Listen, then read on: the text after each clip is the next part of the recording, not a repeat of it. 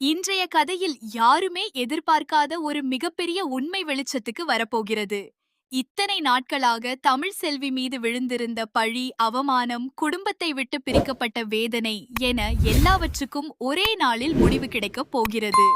மீனாட்சியும் அழகரையும் கோவிலில் வைத்து மாற்றிக் கொண்டிருக்கும் நேரத்தில்தான் காட்டச்சி அம்மன் பூசாரி அம்மா அங்கே வந்து நிற்கிறார். அவரை பார்த்ததும் ராஜாங்கத்தின் முகத்தில் சந்தோஷம் தெரிகிறது. பல நாட்களுக்கு பிறகு பார்த்த மகிழ்ச்சியில அவர் அம்மா, எப்ப வந்தீங்க? உங்கள பார்த்ததே ரொம்ப சந்தோஷமா இருக்கு. நல்லா இருக்கீங்களா என்று அன்போடு விசாரிக்கிறார். ஆனால் அவரிடமிருந்து எந்த பதிலும். நண்பர்களே, உங்களுக்கும் தமிழ்ச்செல்வி மற்றும் சேதுபதியை பிடிக்கும் என்றால் இப்போதே இந்த வீடியோவிற்கு ஒரு லைக் செய்து சேனலை கண்டிப்பாக சப்ஸ்கிரைப் செய்யுங்கள். வரவில்லை. அதற்கு பதிலாக அங்கே இருந்த ஒவ்வொருவரையும் கூர்ந்து பார்த்து கொண்டே இருக்கிறார். அந்த பார்வை சாதாரணமான பார்வையாக இல்லை. ஏதோ ஒரு பெரிய உண்மையை தெரிந்து கொண்டு வந்தவர் போல இருந்தது. ராஜாங்கத்துக்கு அந்த நிமிடத்திலேயே மனசுக்குள் ஒரு பயம் வந்து விடுகிறது. என்ன நடந்திருக்கிறது? எதற்காக அம்மா இப்படி பார்க்கிறார்கள் என்று புரியாமல் அவர் அமைதியாக நிற்கிறார். சில நொடிகள் அங்கே அமைதி நிலவிய பிறகு காட்டச்சி அம்மன் நேராக தமிழ் செல்வியிடம் செல்கிறார். தமிழ் செல்வியின் முகத்தை பார்த்ததும் அவரது குரலில் ஒரு தாய்மையின் கனிவு தெரிகிறது. இத்தனை நாளா உன் மனசுக்குள்ள எவ்ளோ வேதனைய வச்சுக்கிட்டு வாழ்ந்திருக்கிறேன்னு எனக்கு தெரியும். நீ அனுபவிச்ச கஷ்டத்துக்கு முடிவு கட்டத்தான் நான் இங்கே வந்திருக்கேன். இனிமேல் உன் வாழ்க்கையில கஷ்டம் மட்டும் இருக்காது. நீ இழந்த சந்தோஷம் திரும்பி வரப்போகுது. உன் வாழ்க்கையில் ஒரு புதிய வசந்தம் வீசப்போகுது என்று சொல்கிறார். அந்த வார்த்தைகளை கேட்ட தமிழ் செல்வி அப்படியே உறைந்து போகிறாள். அம்மா, நீங்க என்ன சொல்றீங்க? உண்மையிலேயே என்னோட கஷ்டத்துக்கு முடிவு வரப்போகுதா என்று கண்ணீருடன் கேட்கிறாள். அதற்கு காட்டச்சி அம்மன், ஆமாம்மா, உன் மனசுக்குள்ள நீ புதைத்து வைத்திருந்த எல்லா வலிகளுக்கும் இன்று பதில் கிடைக்க போகுது. உன்னை இவ்வளவு நாள் கஷ்டப்பட வச்சது யார்? உன் வாழ்க்கையை மாற்றியது யார்? உன் குடும்பத்திலேயே நடந்த சதி என்ன என்பதை இன்று எல்லாருக்கும் முன்னாடி சொல்லப் போறேன் என்று உறுதியாக சொல்கிறார். அந்த வார்த்தைகள் அங்கே இருந்தவர்களின் இதயத்தையே நடுங்க வைக்கின்றன. ராஜாங்கம் உடனே பதற்றத்துடன், அம்மா, நான் உங்ககிட்ட வந்து பேசினப்போ நீங்க என்கிட்ட ஒரு வார்த்தை கூட பேசல. ஆனா இப்ப தமிழ் செல்வியிட்ட மட்டும் இவ்ளோ பெரிய விஷயங்கள சொல்றீங்க. என்ன நடந்திருக்கு என்று கேட்கிறார். அதற்கு காட்டச்சி அம்மன் அவரை நேராக பார்த்து, உனக்கு தெரியாம இருக்கலாம். ஆனா இந்த பொண்ணு இவ்வளவு நாள் அனுபவிச்ச வேதனைக்கு காரணம் வெளியில யாரும் கிடையாது. உன் குடும்பத்துக்குள்ளேயே இருக்கிறவர்க. அந்த உண்மைய மறைக்கிறவர்கள் யாராக இருந்தாலும் இன்றி தப்பிக்க முடியாது. அவர்களே வந்து உண்மைய சொல்லட்டும். இல்லனா நான் சொல்ல வேண்டிய உண்மையை நானே சொல்லிடுவேன் என்று கடுமையாக பேசுகிறாரு.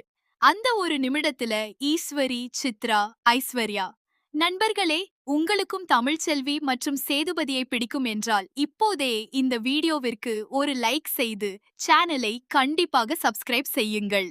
மூவரின் முகமும் மாறிவிடுகிறது. கைகளில் நடுக்கம் வருகிறது. ஒருவரை ஒருவர் பார்த்து கொள்கிறார்கள். அவர்கள் மறைத்து வைத்திருந்த விஷயம் இப்போது வெளியே வந்துவிடுமோ என்ற பயம் முகத்தில் தெரிகிறது. ராஜாங்கம் குடும்பத்தினரை பார்த்து, அம்மா சொல்றத கேக்குறீங்களே, யாராவது தப்பு பண்ணிருந்தீங்கன்னா இப்பவே சொல்லிடுங்க, இன்னும் மறைக்க முயற்சி பண்ணாதீங்க என்று கூறுகிறார். அப்போது ஐஸ்வர்யா அழுது கொண்டே சில அடிகள் முன்னால் வருகிறாள். அவளை பார்த்த சேது, ஐஸ்வர்யா, ஏன் அழற? என்ன நடந்துச்சு என்று கேட்கிறார். ஐஸ்வர்யா உடைந்து போய், மாமா, என்ன மன்னிச்சிருங்க என்று மட்டும் சொல்ல முடிகிறது. உடனே ஈஸ்வரி அவளை தடுக்க முயற்சி செய்கிறாள். ஆனால் ஐஸ்வர்யா இனிமேல் அமைதியாக இருக்க முடியாது என்று முடிவு செய்துவிட்டாள். ஆண்டி, இனிமே இந்த உண்மைய மறைக்க முடியாது. இத்தனை நாளா நம்ம பண்ண தப்ப மறைக்க நான் கூட முயற்சி பண்ணிட்டேன். ஆனா இப்போ என் உயிரே போயிடும் அளவுக்கு பயமா இருக்கு. எல்லா உண்மையையும் சொல்லணும் என்று கதறுகிறாள். அந்த நேரத்தில் ராஜாங்கம் கடுமையாக அவளை அமைதியாக இருக்கச் சொல்லி உண்மையை முழுமையாக சொல்லும்படி கேட்கிறார். சேது ஐஸ்வர்யாவிடம் சென்று, நீ என்ன பண்ண? தமிழ் செல்வி மனசு உடையற அளவுக்கு என்ன நடந்தது? அவளை வீட்டை விட்டு போக வைக்க நீ என்ன பண்ண என்று கேட்கிறார். அந்த கேள்விக்கு பதில் சொல்ல முடியாமல் ஐஸ்வர்யா கதறுகிறாள். மாமா, தமிழ் செல்வி இந்த வீட்டை விட்டு போனதுக்கு அவங்க காரணமே கிடையாது. நான் தான் காரணம். எல்லாமே என்னாலதான் நடந்தது என்று சொல்கிறாள். சேதுவுக்கு ஒன்றும் புரியவில்லை.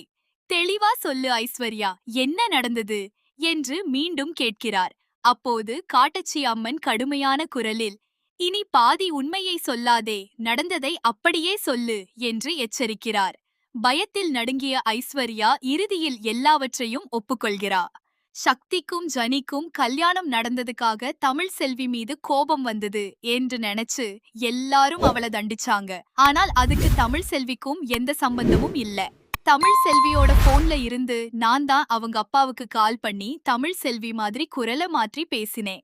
அந்த ஒரு பொய்யாலதான் இவ்ளோ பெரிய பிரச்சனை உருவானது. ராஜாங்க மாமாவுக்கு அவமானம் ஏற்பட்டது. அவர் ஜெயிலுக்கு போக வேண்டிய நிலை வந்தது. அவருடைய பதவியும் போனது. அதோடு நின்று விடாமல் ஈஸ்வரி ஆண்டி என்னை சேதுவுக்கு கல்யாணம் பண்ணி வைக்கிறேன் என்று சொன்னதால் அந்த ஆசையிலேயே நான் இன்னும் பெரிய தவறுகளை செய்தேன். தமிழ் செல்வியை எல்லாருடைய கண்களிலும் தவறானவளாக காட்டினேன் என்று அழுது கொண்டே சொல்கிறாள். அந்த உண்மையை கேட்டதும் சேதுவின் காலடியில் இருந்த நிலமே நழுவிய மாதிரி ஆகிறது. தமிழ் செல்வி மீதுதான் இத்தனை நாளும் கோபப்பட்டதற்கு காரணமே ஒரு பொய் என்பதை உணர்ந்ததும் அவர் தலை குனிந்து நிற்கிறார். ஐஸ்வர்யாவின் ஒப்புதல் வாக்குமூலத்துக்குப் பிறகு சாமுத்திரியும் தாமரையும் கோபத்தில் அவளிடம் சென்று, உனக்கு